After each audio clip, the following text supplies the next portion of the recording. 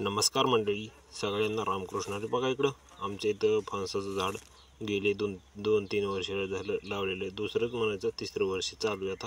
आणि आंबे बहार हे सगळं आता आंबे फुटायला लागले सगळे. आणि आता वर यायला लागला बघा थोडं थोडं. तर बघा हे आमचं झाड आहे फणसाचं. तरी एकदा खाल्लं होतं बरं का गाईनं.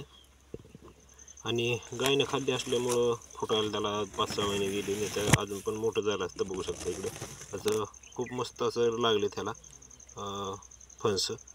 आणि एकदम असं भारी बघा, क्वालिटी पण ग्रीनरी एकदम भारी झाडाची बरं का सध्याला. आणि सांगायचं झालं तर झाड एकदम भारी, असं लय मोठं नाही झालेलं परंतु मस्त आहे. आणि भरपूर उंच पण गेले 10 फूट. परंतु ह्याला आता 2-3च ठेवावं लागतील, कारण झाडाचं बुड बारीक आहे त्याच्यामुळं. आणि नाहीतर मग झाड मोडण्याची शक्यता आहे, ते पण त्याला टेकून लावून ठेवावं लागतील बघा. आणि बघू शकता प्रत्येक शेंड्याला पानो पाणी कांडो कांडी अशी फणसाची कोंबारी आलीत बाहेर. परंतु हे सगळे मोडून टाकून आपल्याला फक्त एक किंवा 2 असे ठेवायचे, आणि ते पण लाकडाच्या साह्यावर लाकडावर आधार करून ठेवायचे. आणि बघू शकता ग्रीनरी एकदम भारी. तर आपल्या बागामध्ये आंब्याच्या म्हणजेच 30-40 झाड आहेत आपल्या आंब्याची, त्याच्यामध्ये हे लावलेले. आणि बघू शकता कसं चमक आहे ह्या झाडामध्ये, एकदम भारी असे. आणि सांगायचं झालं तर प्रत्येक शेंड्याला ह्याचं फळ लागलेले सध्याला. बघू शकता इकडं एकदम भारी असं. आणि सांगायचं झालं तर हे आम्ही दुसऱ्याच्या इथून आणलं होतं बघा खाण्यासाठी. आणि त्याची जी बी असती का, तर ती बी आम्ही लावल्या होत्या. 2 होत्या परंतु एक गेलं आणि एकच राहिलं होतं. तर इकडं बघा हे आंब्याचं झाड एकदम भारी असं, आंब्याला पण तोर आलेला आहे बघू शकता इकडं. तर भिजविलेत सगळं झाले. आता ह्याला खत टाकायचं म्हणजे मग आपले आंबे एकदम व्यवस्थित येतील. आणि फवारले पण ह्याला औषधानं एकदम भारी असं.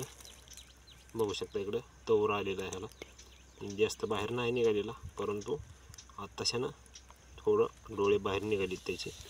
आणि जास्त तोर आल्यानंतर त्याला मधमाशा हे घोंगतात आणि मस्तपैकी असं त्याचं परागीकरण होऊन त्याला आंबे लागतील. बघा आपली आंब्याची बाग 25-30 आंबे झाड येतं.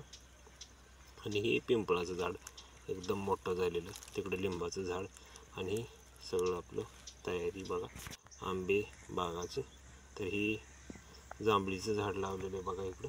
तर जांभळीचं झाड लावायचं कारण म्हणजे कसं आहे की बागामध्ये आलं का काही ना काही खायला गवसावं, तर त्यासाठी ही जांभळीचं झाड लावून ठेवलेलं आहे इकडं. तर बघू शकता तुम्हाला एकदम भारी असं दिसतंय. आणि पिंपळाची झाडं हे ती सगळं परिसर आहे आपल्या पोट्यापासला सगळं आंब्याच्या शेजारचा. तर बघू शकता इकडं मस्तपैकी असं वातावरण आहे. चिमण्या आहे मस्तपैकी असं वरडत आहेत बरं का मधात. आणि मस्त वाटतं एकदम. आणि उन्हाळ्याच्या टायमाला तर भरपूरच येतात. तर ही केळीची झाड आहेत बघा आपली. आणि केळीची झाडं हे 4-5च लावलेली आहेत बरं का. परंतु कसं आहे की 4-5 झाडं पहिल्यांदा लावली होती, परंतु आता भरपूर असं झाडांची संख्या झाली. आणि झाडं कसं आहे निसवलीत पण. बघू शकता इकडं भरपूर असे केळं लावलेली आहेत. जवळजवळ 100-150 तरी केळं असतील या झाडाला. तर मापले नाहीत बरं का, परंतु अंदाज सांगतो 5-7 फाड्या आपलं 5-7 डझन असतील. तर भरपूर असं केळं लागलेत आणि मोठाली पण झालीत. तर ह्याला खत टाकायचं राहिलं आहे. आणि खत टाकल्यानंतर ह्याला भरपूर असं मोठाली होते ती केळीची झाडं. आणि अजून बघा ह्याचं बुंदा केवढा मोठा आहे, म्हणजेच बुड ह्याचं. आणि एका जागेवर 4-5 आहेत बघा, एकदम भारी असं. आणि सगळेजण निसवले आहेत बघा सगळी झाडं केळाची, एकदम भारी असं व्यवस्थित असं निसवून पडलेत. आणि ह्याची शेंडे पण कापून काढलेत आम्ही, जेणेकरून मागं त्याला पोचण्यासाठी व्यवस्थित अशी ताकद भेटेल त्यासाठी. आणि हे बघू शकता एकाच जागेवर 4-5 झाडं आहेत. आणि बाजूबाजूला पांगलीत सगळे वजनं इतके केळाचे हे मोठे आहेत. तर चला भेटू दुसऱ्या व्हिडिओमध्ये, तोपर्यंत रामकृष्ण हरी.